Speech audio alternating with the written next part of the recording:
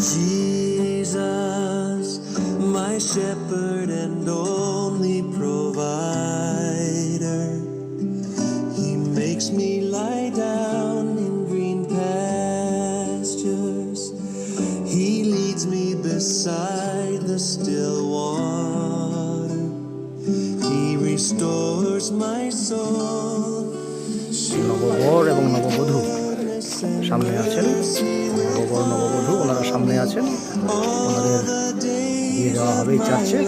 একটু পরে চার্চ শুরু হবে, সামাজিক অনুষ্ঠান হবে চার্চের মাধ্যমে।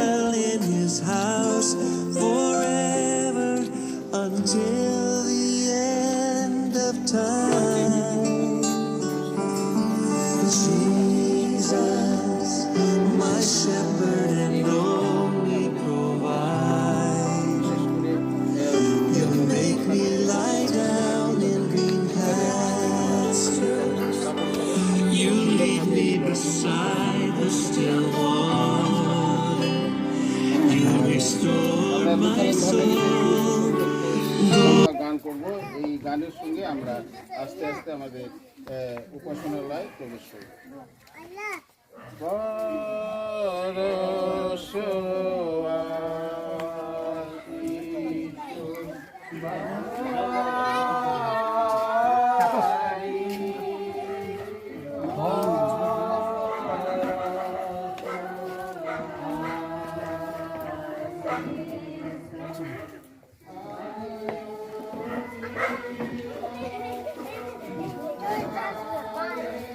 আসো সবাই আসো।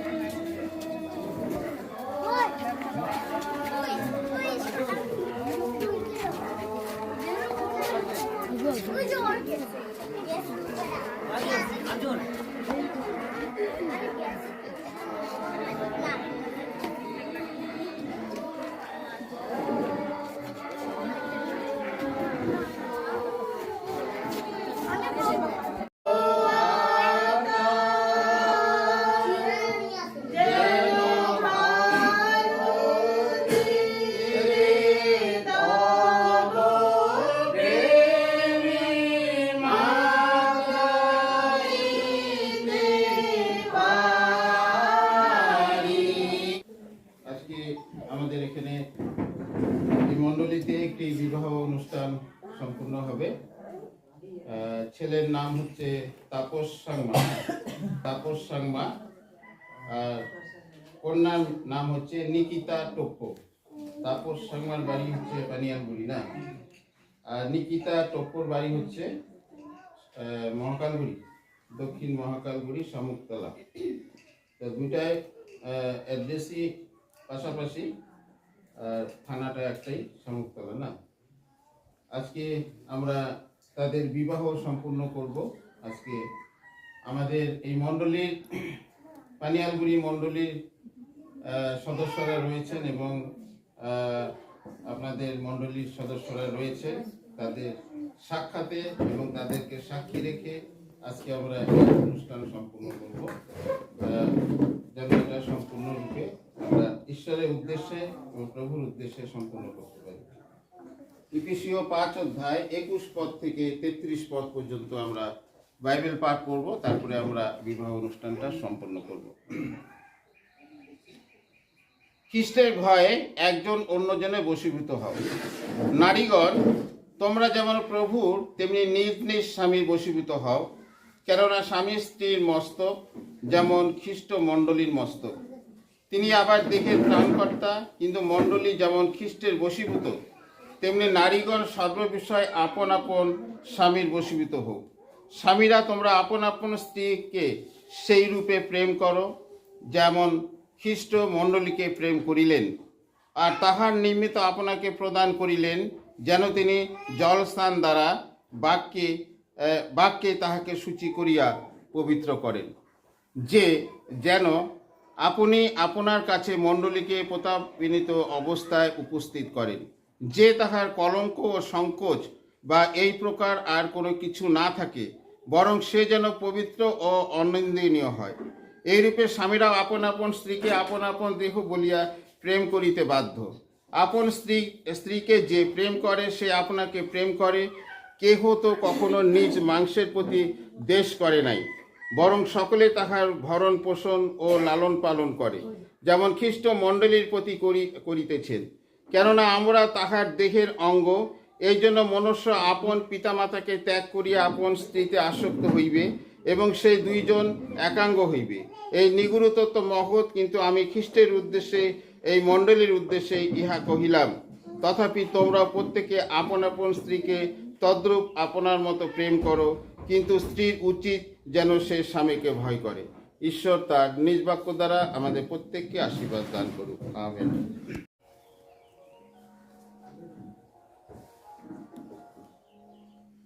এখানে সাধু পৌল মণ্ডলীর নীতিটি স্বামী এবং স্ত্রীদের প্রতি প্রয়োগ করেছিলেন। এটা সাধু পৌল, আমরা জানি সেই সাধু পৌল আমাদের সেই বিধান দিয়েছেন যেন আমরা খ্রিস্ট মণ্ডলীতে সেই বিধান অনুযায়ী আমাদের সেই বিবাহ অনুষ্ঠানটা সম্পূর্ণ করি। আর এই বিবাহ অনুষ্ঠানটা সর্বশ্রেষ্ঠ স্থান পেয়েছে খ্রিস্ট মণ্ডলীতে, এবং খ্রিস্ট এটাকে সবার উপরে সম্মান দিয়েছেন, খ্রিস্ট নিজেই এই বিবাহ অনুষ্ঠানকে, এটা এবং পবিত্র। তাই স্ত্রীগণ তোমরা নিজ নিজ স্বামীর বশীভূত হও, এটা যেন তিনি সেই স্ত্রীকে আদেশ দিয়েছেন। এবং মণ্ডলীর মস্তক, খ্রিস্ট যেমন মণ্ডলীর মস্তক, তেমনি স্বামী ও স্ত্রীদের মস্তক। আমি কন্যাকে বলতে চাই, স্ত্রী যখন নিজেকে খ্রিস্টের কাছে সমর্পণ করে এবং খ্রিস্টকে তার জীবনে প্রভুরূপে দেয়, তখন তার পক্ষে স্বামীর বশীভূত হওয়াটার বিষয় ঠিক সমস্যা হয় না। আমাদের খ্রিস্ট মণ্ডলীতে আপনারা এরকম কোনো ঘটনা হয়তো দেখতে পাবেন না, খুব রেয়ার, মানে এই সমস্ত ঘটনা ঘটে। আজকে আমরা খবরের কাগজ খুঁজি, যেটাই খুলি না কেন, সেখানে আমরা স্বামী স্ত্রীর বিষয় কোর্ট আদালত, মারামারি, কাটাকাটি আমরা দেখতে পাই। কিন্তু আমাদের এই খ্রিস্ট মণ্ডলী আপনারা সকলেই জানেন যে আমরা যারা শামুকতলা, মহাকালগুড়ি এবং পানিয়ালগুড়িতে যারা আমরা বসবাস করি, এখানে অনেক মণ্ডলী রয়েছে এবং অনেক খ্রিস্ট পরিবার রয়েছে। আপনারা কখনোই কি শুনেছেন যে কোনো পেপারে, উত্তরবঙ্গ পেপারে এরকম স্বামী স্ত্রীর মধ্যে মারামারি, কাটাকাটি এরকম হয় না? কেন হয় না জানেন? একটাই কারণ, যারা যিশুকে গ্রহণ করেছে এবং যিশুকে যারা মানে মণ্ডলী হিসাবে হোক, যেইভাবে হোক, যিশুকে যারা ভয় পায়, তারা কখনোই কি করে না, এই সমস্ত অঘটন ঘটায় না।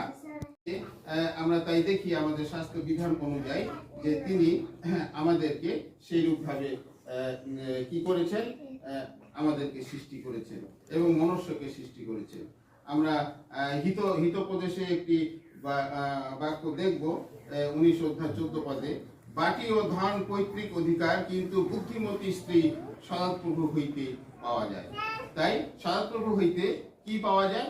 বুদ্ধিমতী স্ত্রী পাওয়া যায়। গুণবতী স্ত্রীকে কে পাইতে পারে? মুক্তা হইতে তাহার মূল্য অনেক অধিক। তাহার স্বামীর হৃদয় তাহাতে নির্ভর করে, স্বামীর লাভে অভাব হয় না, তিনি জীবনের সমস্ত দিন তাহার উপকার করে, অপকার করে না। আমাদের খ্রিস্ট পরিবারে এটাই হয়ে থাকে। কখনোই স্ত্রী চায় না যেন স্বামীর কোনো অপকার করে, যে সবসময় যেন সে স্বামীকে উপকার করতে পারে। আজকে আমরা দেখি অনেক সময় অনেক পরিবারে অশান্তি হয়, কিন্তু কখনোই যেন আমরা এটা না করি, মণ্ডলীর লোক হোক, আমাদের খ্রিস্ট বিশ্বাসীরা হোক, কখনোই যেন আমরা সেই বিচার না করি এবং বিচার করে যেন কাউকে আলাদা না করে দিই, স্বামী স্ত্রীতে যেন আলাদা না করে দিই। যদি পারি তাহলে তাদেরকে আবার যুক্ত করি। স্ত্রীকে তাহার প্রাপ্য দিও, আর তদ্রূপ স্ত্রী স্বামীকে দিও। নিজ দেহের উপরে স্ত্রী কর্তৃত্ব নাই, কিন্তু স্বামীর আছে, আর তদ্রূপ নিজ দেহের উপরে স্বামীর কর্তৃত্ব নাই, কিন্তু স্ত্রীর আছে। তোমরা একজন অন্যকে বঞ্চিত করিও না, কেবল প্রার্থনা নিমিত্তে অবকাশ পাইবার জন্য উভয় এক পরামর্শ হইয়া কিন্তু কাল পৃথক থাকিতে পারো, তবে পুনর্বার একত্র হইবে, যেন শয়তান তোমাদের অসক্ষমতা প্রযুক্ত তোমাদেরকে পরীক্ষা না করে। ঈশ্বর এবং সমাগত ভ্রাতা ও ভগ্নীর সম্মুখে আমি তোমাকে জিজ্ঞাসা করিতেছি, তুমি কি তোমার পাশে দণ্ডায়মান আপনার বিবাহিত ভাজ্য রূপে গ্রহণ করিবে? একটু জোরে বলো, মণ্ডলী শোনো। হ্যাঁ, করবে তো? আজকে আমাদের শাস্ত্র অনুযায়ী আমরা অনেক বাক্য দেখলাম এবং এই মণ্ডলীর কাছে এটাই স্বীকার করতে লাগে যে হ্যাঁ আমি তাকে ভাজ্যা রূপে গ্রহণ করিব, হ্যাঁ আমি তাহা করিব। ঈশ্বরের বিধান অনুসারে ইহার সহিত একরূপে বাস করিবে, ইহাকে প্রেম ও সমাদর করিবে এবং সুখে কিংবা দুঃখে যে কোনো অবস্থাতেই ঈশ্বর তোমাকে রাখুক, অর্থাৎ খ্রিস্টান স্বামীর ন্যায় মৃত্যুতে বিয়োগ পর্যন্ত ইহার সহিত একরূপে বাস করিবে। তুমি উঠে দাঁড়াও একটু। ঈশ্বর এবং সমাগত ভাতা ভগ্নির সম্মুখে আমি তোমাকে জিজ্ঞাসা করিতেছি, তুমি কি তোমার পাশে দণ্ডায়মান তাপস সাংমা, পানিয়ালগুড়ি নিবাসী তাপস সাংমাকে তুমি তোমার নিকট তাহা বিবাহিত ভাজ্যা রূপে বাস করিবে, তার সঙ্গে বাস করিবে? ঈশ্বরের বিধান ইহার সহিত একরূপে বাস করিবে, ইহাকে প্রেম ও সমাধান সম্মান করিবে এবং সুখে কিংবা দুঃখে যে কোনো অবস্থাতে ঈশ্বর তোমাদের রাখুক, অর্থাৎ খ্রিস্টান ভাজ্যা ন্যায় মৃত্যুতে বিয়োগ পর্যন্ত কেবল ইহারই সহিত একরূপে বাস করিবে। উভয় হস্ত ধারণ করো। তোমরা তোমার ডান হাত আর ডান হাত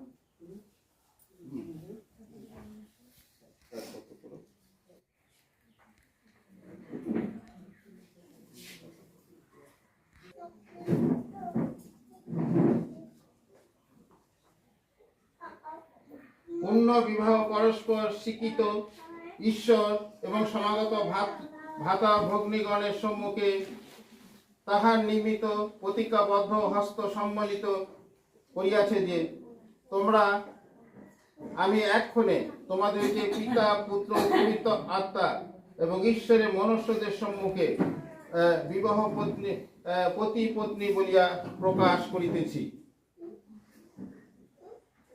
তোমার এই স্থানে আমরা এখন এদেরকে আশীর্বাদ দান করি।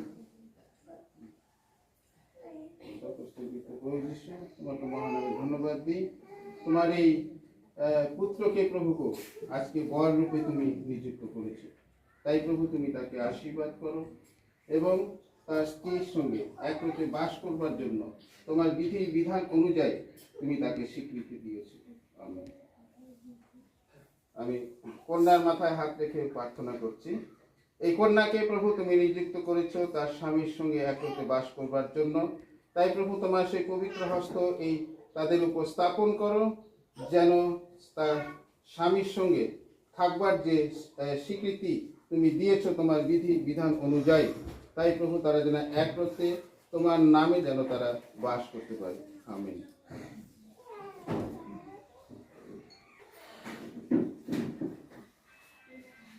দুটো খুলে দাও।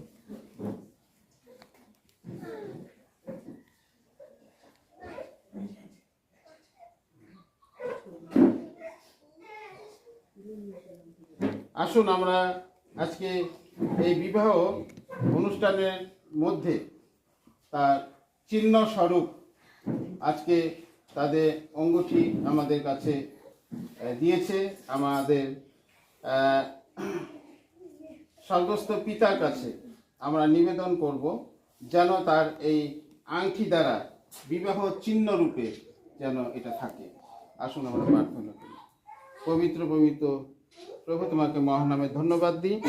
প্রভুকে এই সময় সেই বিবাহ মধ্যে দিয়ে তারা আবদ্ধ হচ্ছে প্রভুগো, তাই প্রভুগো তুমি তোমার সেই বিধি বিধান অনুযায়ী প্রভুগো তুমি সেই তাদের বিবাহ চিহ্ন স্বরূপ রূপে আজকে তাদের অঙ্গটি প্রভু তোমার কাছে আমরা সমর্পণ করেছি।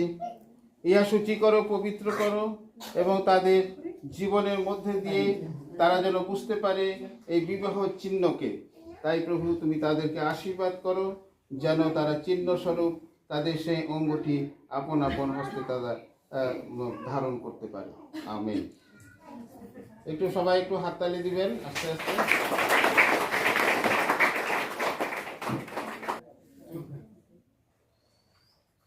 কন্যাকে চিহ্ন স্বরূপ আজকে বর তাকে অঙ্গটি পরাচ্ছে।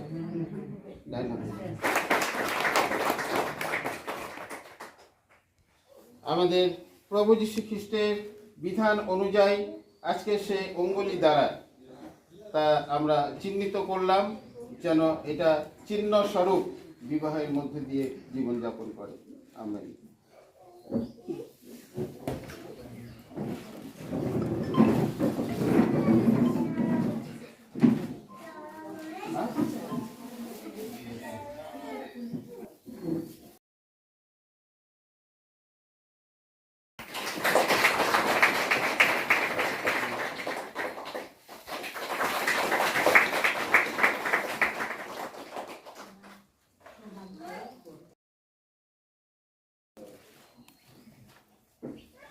আমাদেরকে প্রভু যীশু খ্রিস্ট বলেন, তোমরা কি পাঠ করো নাই, সৃষ্টিকর্তা আদিতে মনুষ্য এবং স্ত্রী করিয়া তাহাদেরকে নির্মাণ করিয়াছিলেন, আর বলিয়াছিলেন, এই কারণ মনুষ্য পিতা মাতাকে ত্যাগ করিয়া আপন স্ত্রীতে আসক্ত হইবে এবং সে দুইজন একাঙ্গ হইবে।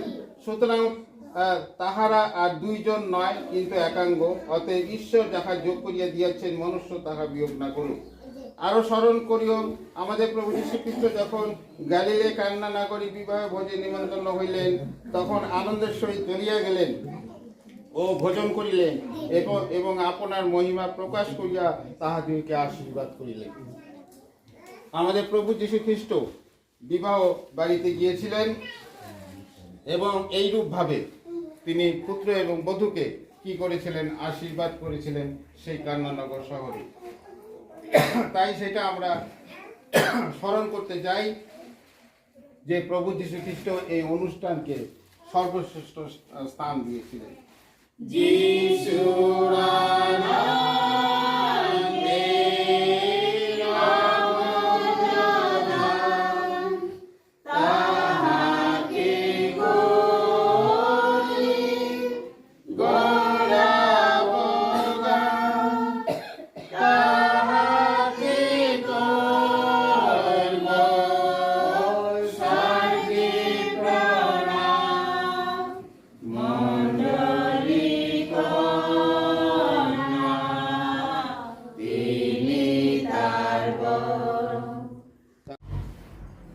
আজ সমস্ত ঈশ্বরের বাক্য ও প্রার্থনায় পবিত্রকৃত হয় বলিয়া এখন তোমাদের নিমিত্ত আমরা যিশুর নামে প্রার্থনা করি।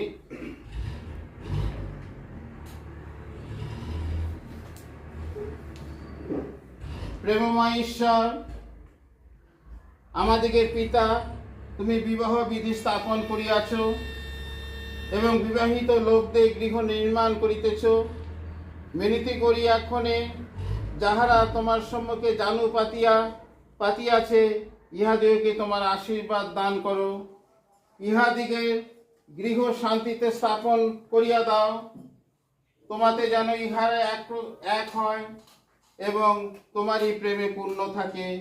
ইহাদিগের প্রতি দৃষ্টিপাত করিয়া তোমার আত্মা ইহাদেরকে দৃঢ় করো, যেন সুদিনে কি দুর্দিনে তোমাকে নির্ভর করে এবং অনন্ত জীবনের পথে উভয় সহকারী হয়। আমেন। হে আমাদের স্বর্গস্থ পিতা, তোমার নাম পবিত্র বলিয়া মান্য হোক। তোমার রাজ্য আসুক, তোমার ইচ্ছা স্বর্গে যেমন এই পৃথিবীতে তেমন সিদ্ধ হোক। আমাদের প্রয়োজনীয় খাদ্য তো আমাদেরকে দাও, আর আমাদের অপরাধ সকল ক্ষমা করো, যেমন আমরা আপন অপরাধীকে ক্ষমা করিয়াছি।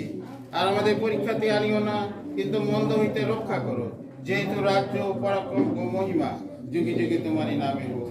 আমেন। প্রভু তোমাকে আশীর্বাদ করুন, রক্ষা করুন। প্রভু তোমার প্রতি আপন উজ্জ্বল করুন। প্রভু তোমার প্রতি অনুগ্রহ দান করুন। প্রভু তোমার প্রতি আপন উজ্জ্বল করুন ও তোমাকে শান্তি দান করুন।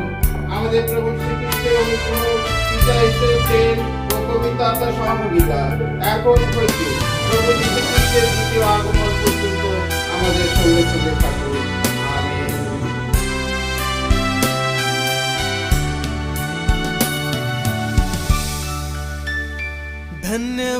धन्यवाद पूरे दिल से दो, धन्यवाद जो पवित्र है धन्यवाद क्योंकि उसने दे दिया यीशु को धन्यवाद पूरे दिल से दो धन्यवाद जो पवित्र है धन्यवाद क्योंकि उसने दे दिया यीशु को और मेरे बल कहे मैं हूँ बलवान मेरे धन कहे मैं हूँ धनवान क्योंकि उसने दे दिया है यीशु को और मेरे बल कहे मैं हूँ बलवान मेरे धन कहे मैं हूँ धनवान क्योंकि उसने दे दिया है यीशु को धन्यवाद।